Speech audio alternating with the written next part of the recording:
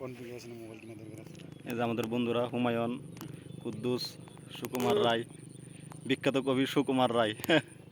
হ্যাঁ, সুকুমার ভিউটা দেখো না, কেউ কি সুন্দর গ্রামের। সূর্যটা দেখে তুলতে পারি কিনা, যে গ্রামের প্রাকৃতিক বর্ষাকালের দৃশ্য নাকি। সূর্য দেখা যায়, এই যে বেল করতেছে, ডুবতেছে আস্তে আস্তে। বেল তো বুঝতো না অনেকে, বেল তো আমরা বুঝতাম।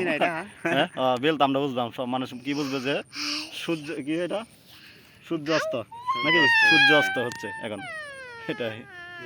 সুকুমার রায় একটা কবিতা বলো, বিখ্যাত কবি সুকুমার রায়। আমরা তো ছোটবেলায়, হ্যাঁ, আমার বাগ্নিও আছে এখানে সাথে।